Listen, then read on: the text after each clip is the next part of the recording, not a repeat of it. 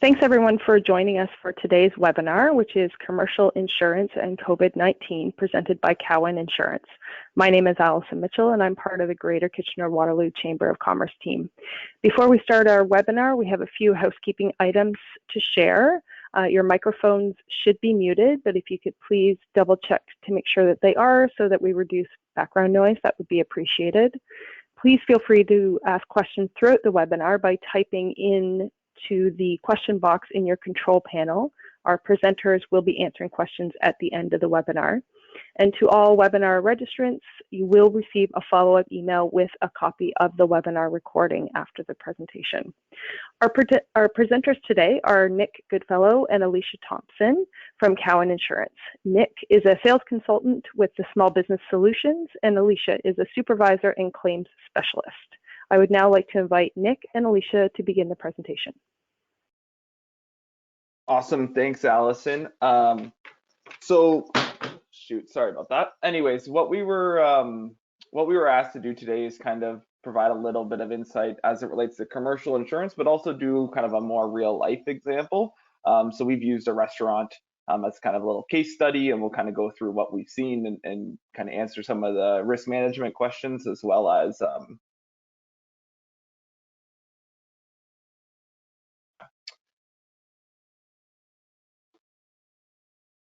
so Cowan Insurance Group is a predominantly Canadian-owned insurance brokerage and consulting firm. So we're multidisciplinary, including personal insurance, commercial insurance, group and individual benefits and retirement, as well as wealth and retirement planning. We've been in business about 90 years, 450 employees across 12 locations, focused in mostly in the southwestern region. So we have our case study here. Alicia's going to give us a kind of a quick highlight about how it works. Yeah, thanks, Nick. So like Nick had mentioned, we thought it might be best to use a case study of a small family-run restaurant, just to give a little bit of context to some of the items that we're speaking about. But all of this certainly applies to small retail and kind of business commercial insurance overall, and how COVID-19 is responding to it. But at least this gives kind of an idea, some real life examples that to help you understand. So the business that we're using as a case study here is a small family run restaurant. We'll say it's been in business for, about 15 years, so well established in the community. We'll say they've got about 25 employees, some full-time, some part-time.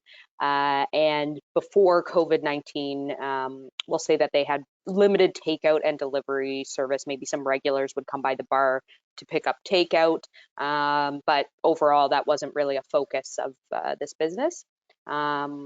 They operate out of a self-owned strip plaza, and that's just so that we can talk about some rental income coverage as well. And they have other retailers in the plaza that they own that they rent out to, let's say some retail clothing stores, those sorts of operations. Perfect. So just to kind of chat about what their insurance would look like currently. So they would have insurance for their building, insurance for the equipment in the restaurant, all the fixtures, the cooking, the kitchen, all of that, the POS system, stock for the food. They would have business interruption, both a profits form as well as rental income, as they're the owners of the building. Equipment breakdown, in the event of breakdown of any of their kitchen equipment, POS system, anything like that. Crime coverage for theft of monies, and then commercial general liability insurance for both the premise itself and also the food that they're serving, in case anyone was to get sick or hurt. Yeah, so now COVID-19 happens. What does this business look like today? Of course, we're seeing maybe one of three things happen, right? You may be an essential service who are able to operate sort of normally as you would from home. That's sort of the exception to the rule that we're seeing right now. Of course, most businesses are being impacted and either having to close entirely or pivot their operations to meet the needs or the demand created by COVID-19. So in this example, we'll say that the restaurant, of course, it's been deemed non-essential by the provincial government, but they're going to choose to try to adapt and continue operating. So we'll say that they launch a small takeout menu with some of their most popular items that they know that they can create with a more limited staff.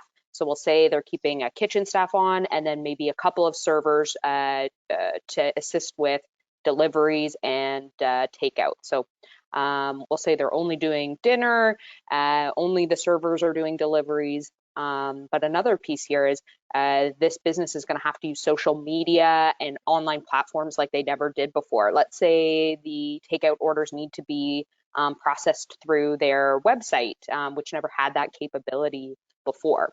However, majority of the staff are still not working as a result of COVID.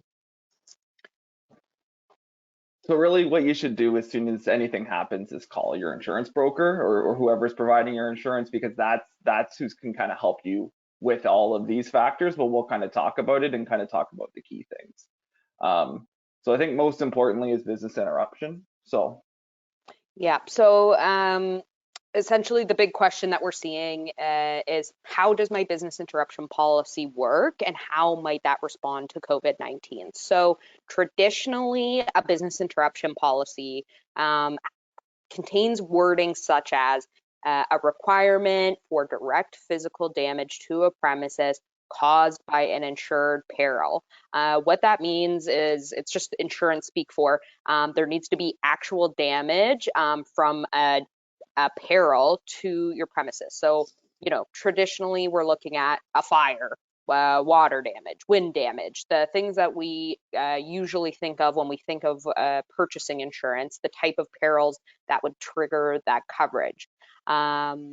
Typically, that also applies to additional coverages that you would buy to add on to your business interruption policy. So that might be something like rental income. If you in this case, have a strip plaza and you have other operations who are renting out from you, but also things like payroll. So if you have purchased an additional coverage on your business interruption policy for payroll so that staff can continue to be paid even when you're shut down, typically that also requires direct physical damage with an insured peril. So why that's important is right now, for the most part, policies are not responding to COVID-19. Claims are being denied by the insurers.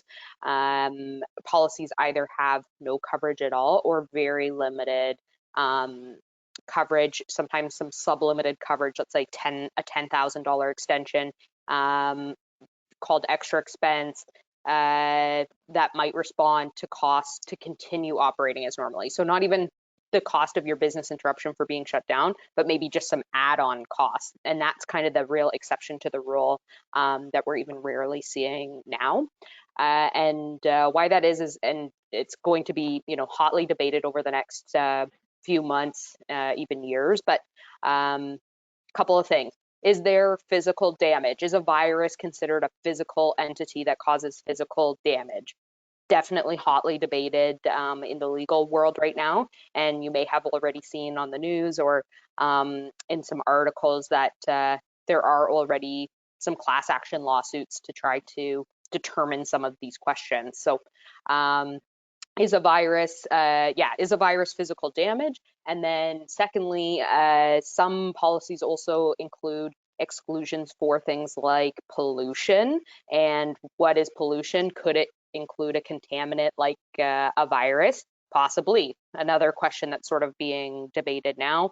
But if we're looking at it from a really sort of straightforward, basic interpretation, COVID-19 has not created physical damage by an insured peril to our businesses.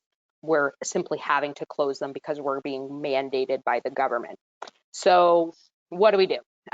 We at Cowan are still recommending to our clients to report the claims, and that's for a few different reasons. What we've seen in the past with other large catastrophes, and this is considered the largest catastrophe the insurance industry has ever had to deal with. But in the past, with other catastrophes like Fort Mac or flooding in Alberta, people have had to prove that they have no insurance or that their insurance was denied in order to access some government funding. So we haven't seen that happen yet. The provincial government's trying to make things as easy as possible, but we have seen that in the past where they say, let's see the letter from your insurance company saying you have no coverage, and then you can apply for our government funding.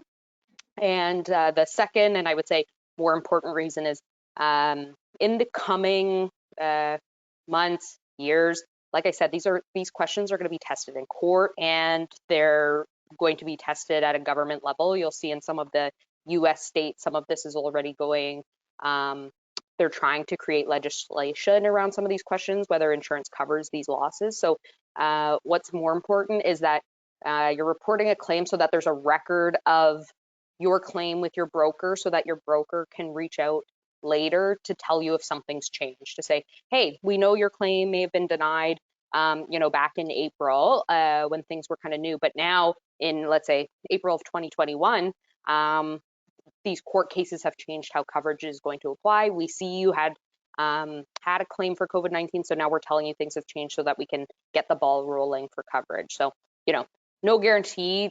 We'll see what happens in the courts, but it's best to have that record so that your broker and your insurance company can guide you through things if they are to change.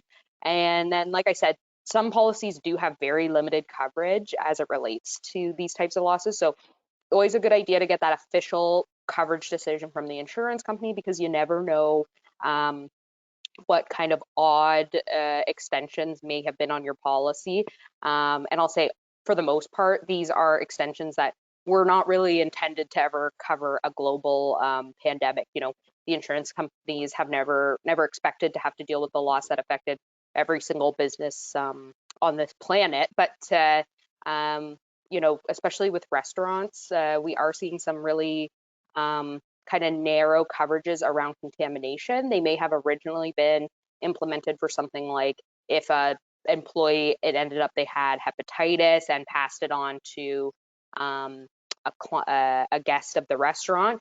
Though these extensions were meant for something more like that, contamination by a disease, but now may be applying to COVID-19, even though we didn't necessarily intend for it to respond to something like that. So always a good idea just to report it and see if you might have some limited coverage there. So something else to keep in mind is that going forward, most insurance companies, you're probably going to see a specific pandemic exclusion added to your policy. So a good idea to find out if that's something that's going to happen on your specific policy, because unfortunately, like I said, the insurance industry never intended to cover a loss that affected every single business, but they want to make it clearer going forward that that the policy is not responding to these. What kind of timeline that looks like is kind of up for debate, just because the simple nature of adding an exclusion for a pandemic almost indicates that there was coverage for it before, right? So, these are the sorts of questions and debates we're having on a micro level right now in our office and at the insurance company level, but it is something that's going to have to be decided by higher courts and government legislation. So at this point, we're sort of waiting to see. So, and then besides business interruption, we are expecting that COVID-19 may trigger some liability losses. So something else just to be aware of is, if in our case study of the restaurant, what if an employee comes down with COVID, they're not showing symptoms, they come into work, and now they're working on people's food and they make somebody sick, right? These are the sorts of things that we might also see trigger liability coverage on the policy. But again, we haven't seen any actual cases of that yet. So we're just waiting to see how the insurance companies, courts, and the government are going to respond to those. Perfect. So I think the next question that everyone has after, is my policy going to respond, right? So what about my insurance premiums, right? So if we see a reduction in revenue, insurance premiums are largely based on revenue. Your liability premium is specifically based on this. So a reduction in revenue may result in reduction in premium. So what we're seeing is insurance carriers telling us we have to see how long it takes and what the overall impact is, right? In the short term, and in kind of the last month, 6 weeks kind of timeline, we've obviously seen that, but we don't know what that means over the course of a year.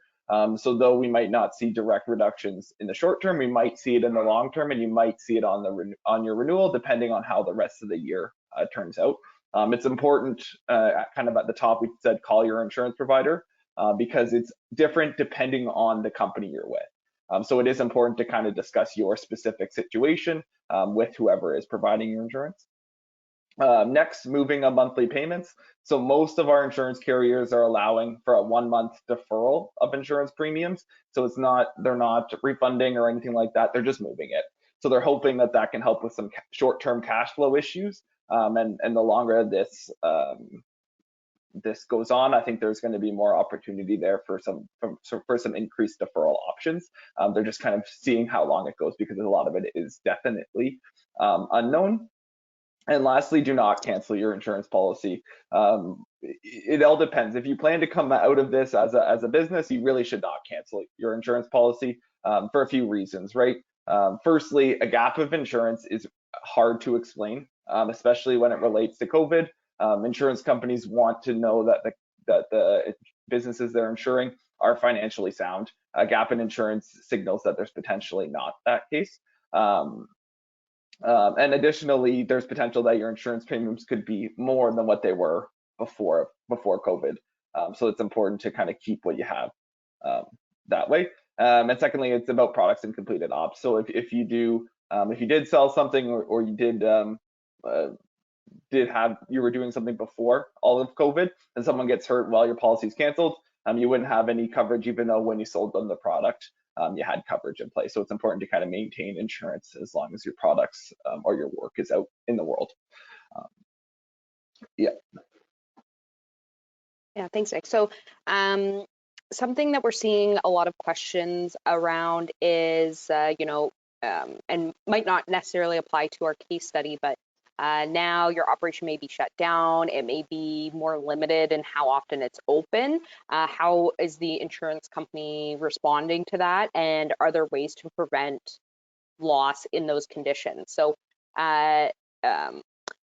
bit of a broken record, but you should always check with your broker to see what your specific policy conditions state, just because each carrier is treating it a little bit differently. But typically, your policy will contain some language that says, if my business is shut down, not operating, or vacant for 30 days, then there is no coverage under my property policy. So what's important there is, even if you're going to check on your business every single day, the policy may still treat that as quote unquote vacant because you have been shut down.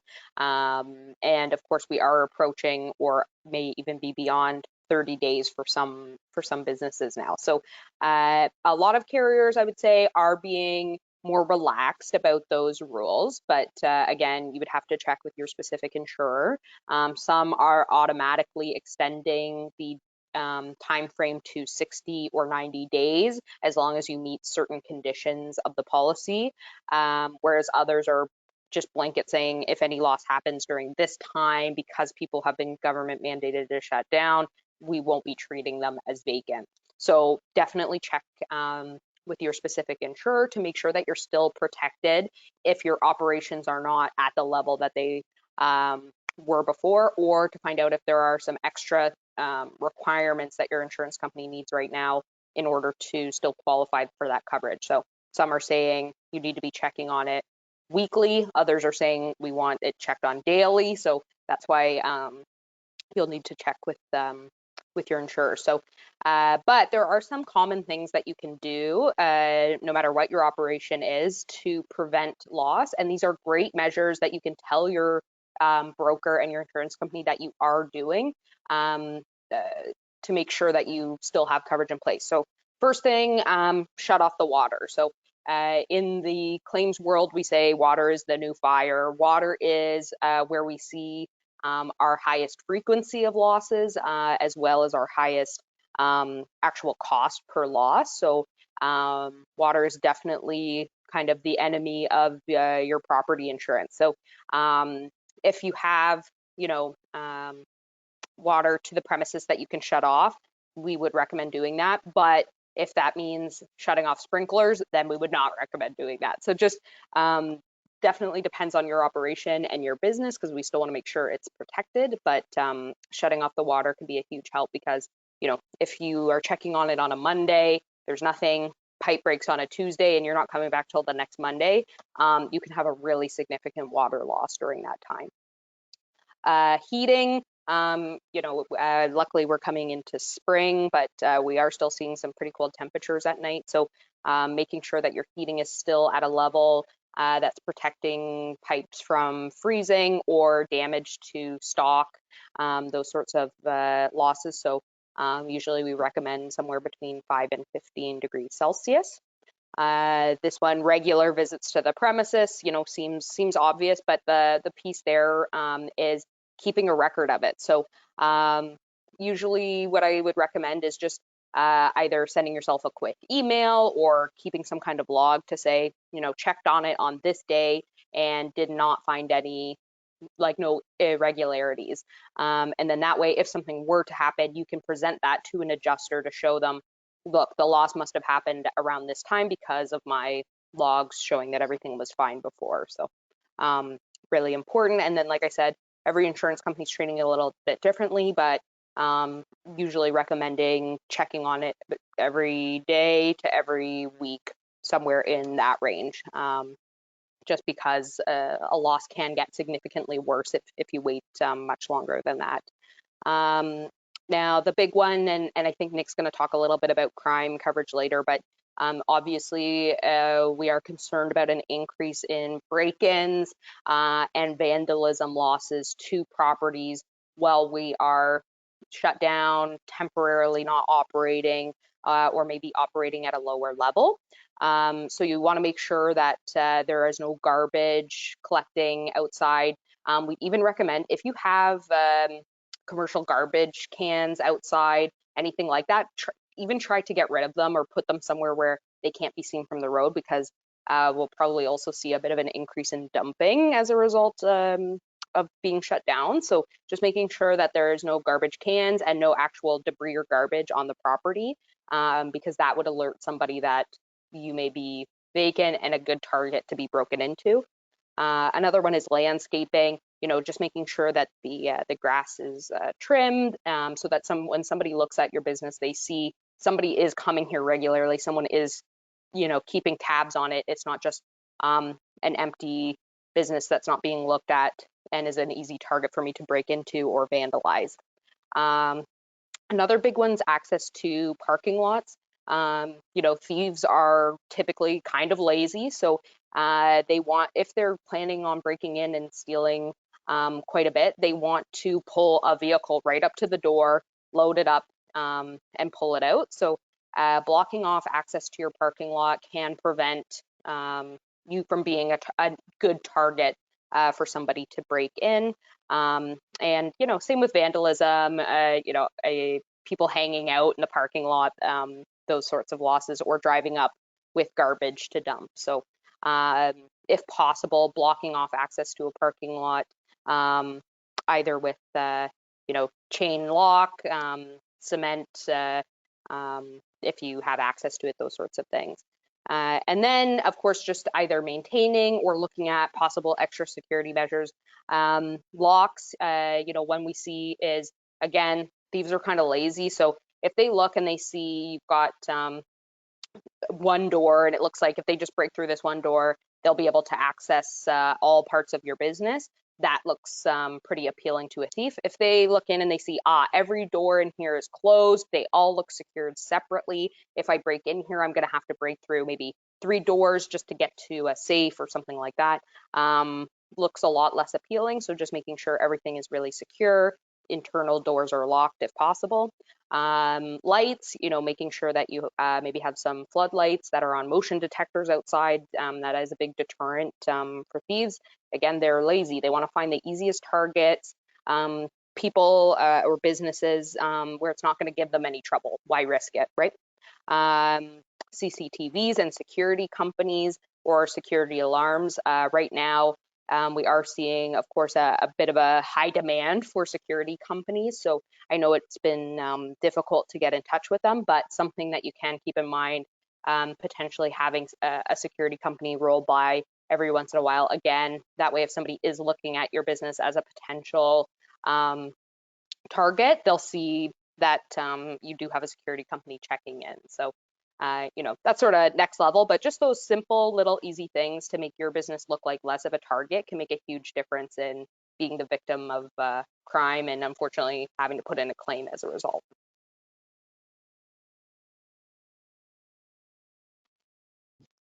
And sorry, Nick, I think you can go to Yeah, I'm just trying to flip to the next one. Okay.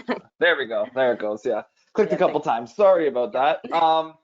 So now back to the case study. We want to provide as much risk management kind of pieces as we can to kind of actually provide some value beyond just saying call your insurance broker, right? So changes in operations. So right, we've seen a restaurant that's now kind of taken to takeout and delivery, and they've called some of their employees back, right? So we want to make sure that the employee safety is the highest concern, right? So in terms of getting the economy and your business fully going again, we need to make sure that everyone stays healthy, right? So first and foremost, monitor the health of your employees. You don't want to become a source of spread in the community, right? So if that's making sure that employees are safe, doing some additional cleaning, doing split shifts so that if there is an outbreak on one of the shifts, that the other group of people are not impacted. Those types of things are really important, as well as making sure that your employees understand that it is important that they let you know if they are feeling ill. Something as simple as checking the temperatures of everyone coming into the place, I think, would go a long way. And then in terms of, so now you're doing pickup, delivery, online orders, right? It's important to designate a specific area so everyone's on the same page, right? Employees, the patrons coming in, know this is where I park. I do not get out of my vehicle, or I pop my trunk and everything's going to be dropped in my trunk. However it is you want to do it, make sure it's a designated area and make sure it's clear. We don't want to have situations where people think there's a good spot to stand or walk, and that's actually a spot where cars are supposed to go. So it is important. If you do decide to subcontract the delivery portion, or you're going to decide to go online and do it yourself, it's important to use reputable contractors. There's a lot of opportunity that we've kind of seen, given the circumstances of increased scams is probably the best word. So we want to make sure that you're using reputable contractors and not these fly-by-night people. And lastly, credit cards. So PCI compliance. So most restaurants, right, they have a POS system. They're using some sort of device. If you do transition to curbside pickup, online orders, delivery, you want to make sure that you are staying PCI compliant, or you're using a third party that is. Taking a credit card number over the phone likely is not PCI compliant for most people. So remember that, and use reputable contractors. It kind of goes to the one before. And lastly, it is, if you do change anything about your operations, we really need to review the current insurance offering. So a few things specific to the restaurant that's now doing delivery. One thing to consider is non-owned automobile. So we have our servers using their own vehicles to do delivery. Most restaurants traditionally do not have non-owned automobile coverage because they are the highest risk of having an accident by a vehicle that they don't own, that they've hired, i.e. a delivery company. So it is important that if you don't have it, that you ask for it, or you make sure that you have vehicles that are properly insured to cover in the event that someone gets in an accident doing a delivery. And again, it goes back to reputable contractors. If it's something that you don't want to deal with, using the right reputable contractor or using a third-party service kind of eliminates some of the issues.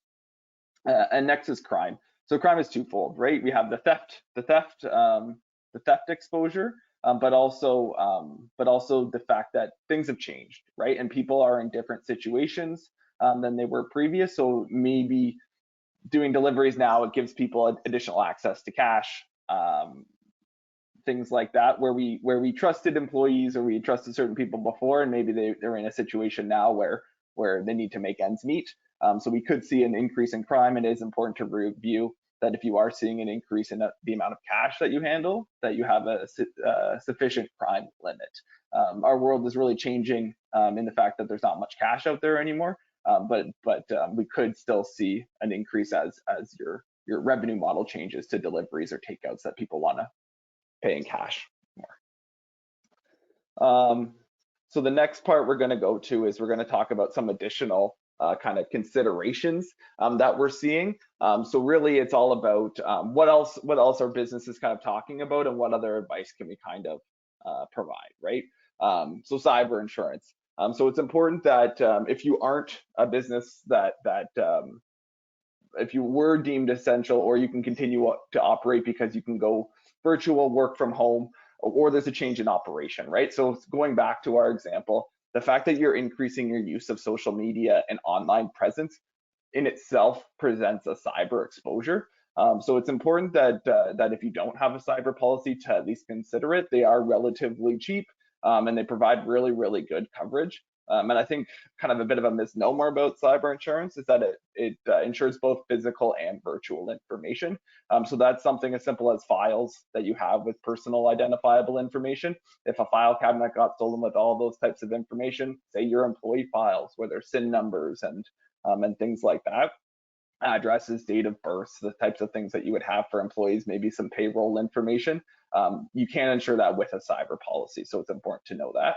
And cyber policies are kind of twofold. There's a first party piece. So going back to our restaurant example, business interruption from a cyber attack. A really good example of this is if your POS system is impacted, right? That means that you are going to be impacted.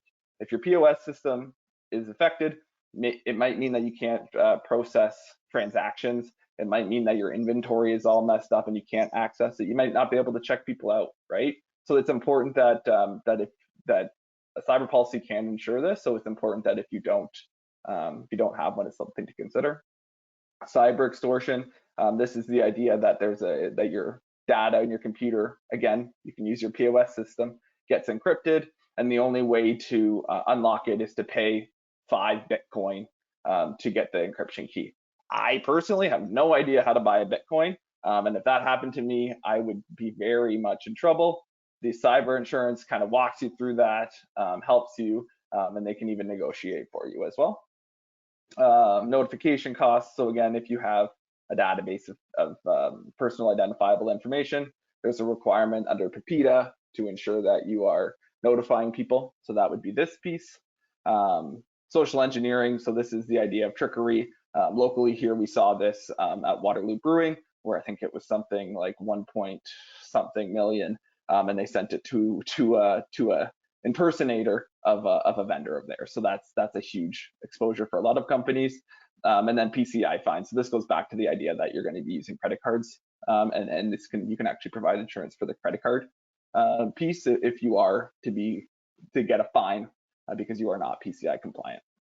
And lastly, third party. So if someone was to sue you, or you did some sort of media liability is where we see a lot of cyber potential. So the idea that you're using social media now, libel, slander, defamation, but also false advertising and things like that can be picked up by a cyber policy if it was unintentional, or it was a result of some sort of malicious software, anything like that. So the next consideration that we're looking at, we got a little bit of feedback that we want to provide this. It doesn't fit really nicely into our restaurant example, but we do want to talk about it. So fleet insurance, this is important for some businesses. So fleet insurance is traditionally a minimum of 5 vehicles. These same rules apply outside of fleet, but it's something to consider. So if you are no longer using the vehicles at all, you can look to move the vehicles to comprehensive only. This is basically you take off all road coverage, which means that it only is covered as long as it's sitting, not moving, and it's damaged by fire or theft. So that's important. Otherwise, some companies allow for the use of the OPC F16, which is a suspension of coverage. The way that works is it has to be sitting for a certain amount of time. So some companies are 30 days, some companies are 45, and at that point, then you get your refund. So comprehensive only, if they allow it, you can get the refund right away, or reduce your payments right away. The OPC F30 is a future payment. It's important to know that if you lease or finance a vehicle, you are not able to use you can't go to comprehensive only or OPC or use the OPCF 16 because a leased or financed vehicle is required to have full coverage on it the entire time due to your contract that you sign with the financing or the leasing company. So that might be part of the problem if you have asked your broker about this already. And again, some crime, some kind of theft prevention, risk management prevention. It's important to keep your vehicle empty. Thieves are going to look inside. If they see something valuable, it could increase the chance of theft. Floodlights. So if you're going to park all your vehicles in a single parking lot, make sure that you have motion detected lights. It allows, one, it could scare the thieves away, but it could also allow neighboring people to say, hey, why is that light on all of a sudden? And then you can kind of use good Samaritans to kind of look out for you. If you have the ability, park inside your unit. So if you have a bay door and you can park a couple of your vehicles inside, that's really helpful. It's kind of that one additional barrier for people to get in. I think parking inside goes with don't leave the keys inside as well. Put the keys somewhere different, through another locked door or something like that. So if they do get through and they can see your vehicles, that they're not unlocked, sitting with the keys in the ignition or on the seat. So we see that too. So we want to make sure that the keys are separated from the vehicle. Security cameras, and this kind of goes back to the security cameras, security company, alarm system. It kind of all is kind of encompassing. Right now, I think it's a big ask to get security companies, especially if you don't have an existing relationship. So security cameras where you can at least catch the thief will at least be beneficial to you in terms of recovering your vehicles. And then a fence lot. So if you're going to park them outside, a fence deters thieves, and it can encourage them to go elsewhere and not steal your vehicles. So I think, yeah, we're coming right to the end. So one thing I want to highlight, because the chamber has done an amazing job kind of they keep me updated, so I'm sure they're keeping everyone here updated as well. But the government support is really good. They have a page there, I have it linked there. But these are the ones that I talk about the most with my clients on a day-to-day basis. Because in the insurance world, as you kind of heard Alicia say, there's no coverage. So I want to point them to where there is additional help, right? So we're seeing the $40,000 interest-free loans, the wage subsidy piece for the qualified companies, and then there's also the 10% wage subsidy. And then for your employees, and it's important to pass this on to the employees that are impacted. Most people know this, but you don't know what people don't know. So it's important to point them to that side as well, the $2,000 a month for up to 4 months for those impacted. So that's kind of what so that's what we have. Alicia and I are really happy to do this. Again, it's all about providing as much information as possible. On here as well, we have a link to our COVID site, Cowan's COVID site. It's going to have this presentation housed there, as well as the recording that the chamber is going to share. But there's also additional FAQs and stuff like that for more lines than just commercial insurance. So we have some group benefits information, personal insurance, as well as retirement and wealth management information. And in terms of if you do want to reach out to one of us, you can probably reach out to me. I deal mostly with clients. Alicia is more of our claim specialist, and if it's a specific claim question, we can kind of work through it with you as well. So that's kind of all we have for now, and we kind of just want to open it up to questions and discussions, if anyone has anything for us. Okay, great, thank you. So if there are any questions, please feel free to type them into the question box. We have one question here. So I think it was Alicia mentioned that at some point, it's likely that insurance companies will be excluding pandemics, just so that it's clearer. Is there any indication of whether or not companies will be able to purchase pandemic coverage? Like, will that then become a separate coverage? Yeah. Yes, although a couple caveats to that. So even before this happened, you could purchase a specific policy for pandemic. Why it was not heavily talked about and why your broker probably would have never brought it up to you is that it's it could be very expensive, and typically it was meant more for very large operations. So you may have seen on the news, the Olympics or Wimbledon actually had specific pandemic policies that, as you might expect, they were paying quite a bit for.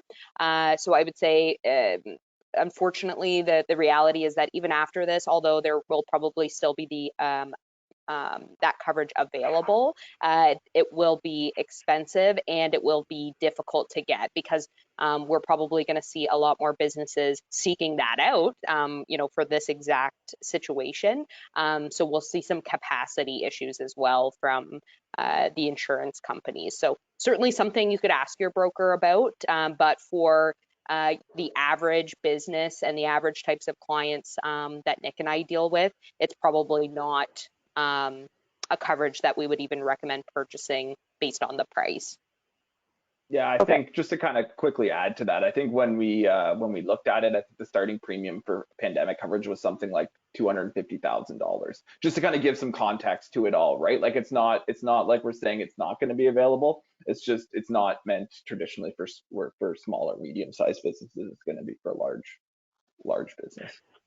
So then a follow-up question, and you may or may not kind of have insight into this, but because we've now gone through this pandemic and we're seeing that businesses of all sizes are impacted, do you see there maybe kind of segmenting out pandemic coverage so that there maybe is pandemic coverage for big things like the Olympics or Wimbledon, and then maybe different policies for the small to medium-sized businesses?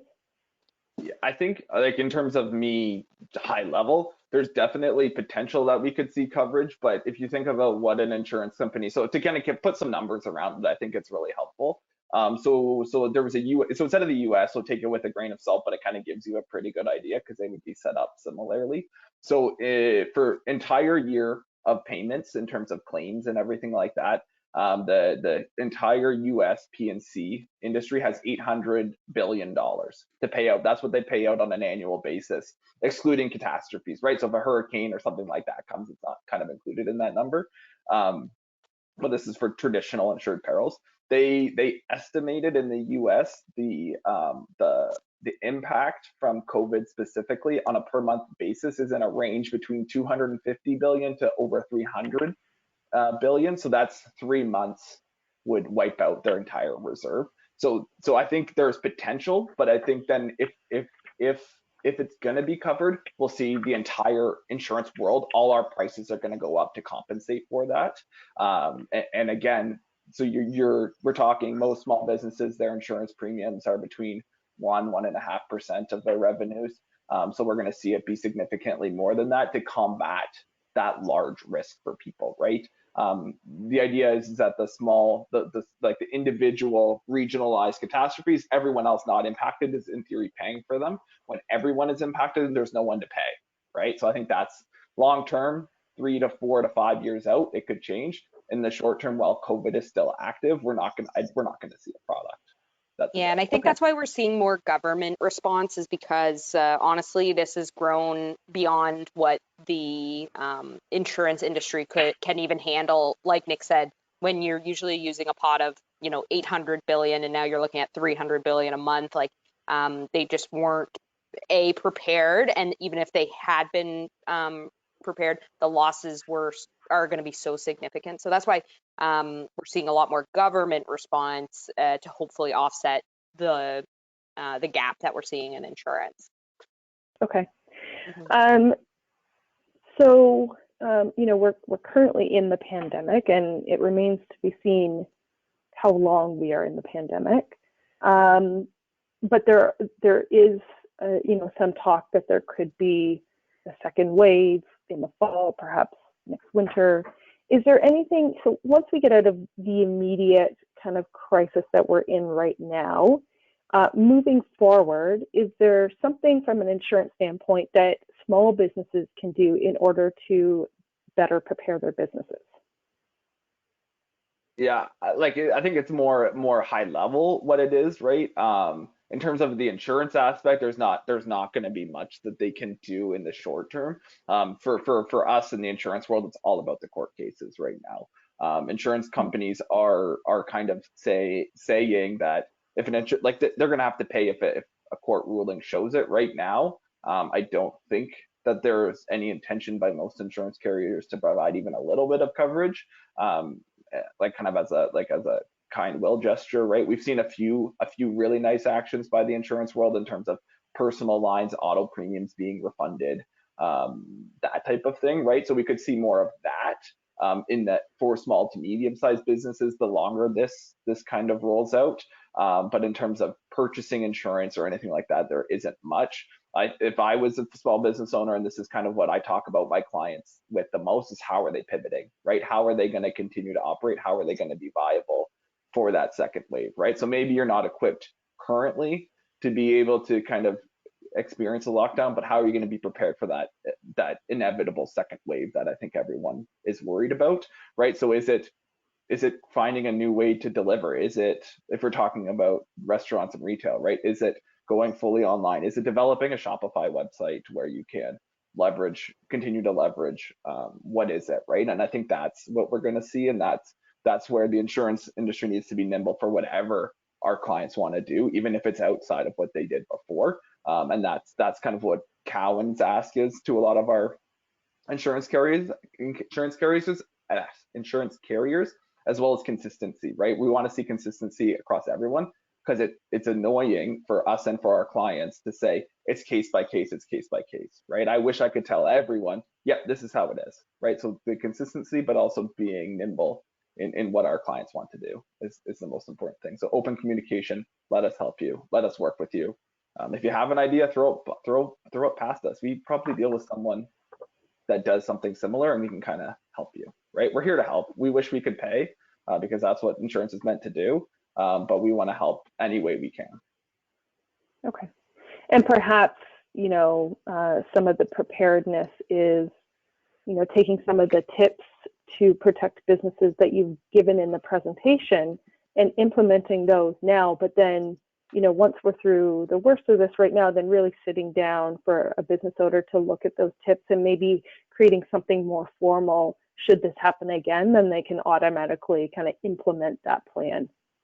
Bingo. Yeah, if you search like business continuity plans, or a lot of brokers and insurance companies are on their COVID-19 pages, they'll have a link to something similar to help for planning, in the future. So looking for some of those resources is really helpful as well. Okay, and we have a number of those resources on our COVID resource page as well. Yeah, if you haven't checked out the Cambridge or the Chamber page, it's really nice. It's awesome. I go there a lot, so that's a plug for you guys because I think it's awesome. Oh, great, thank you. So I think those are all the questions we have right now. I really want to thank Nick and Alicia for being with us today. We appreciate you sharing your expertise and sharing your time with us to help our business community through this difficult time. To our attendees, as I mentioned, you will be receiving a follow-up email that has a link to this webinar recording that you can use for reference. I would also encourage you to visit our website, as we have a number of upcoming webinars that are meant to help businesses through this time. So please check out our website for some of those resources as well. And thanks again for everyone joining us today. Thanks, everyone. Thank you.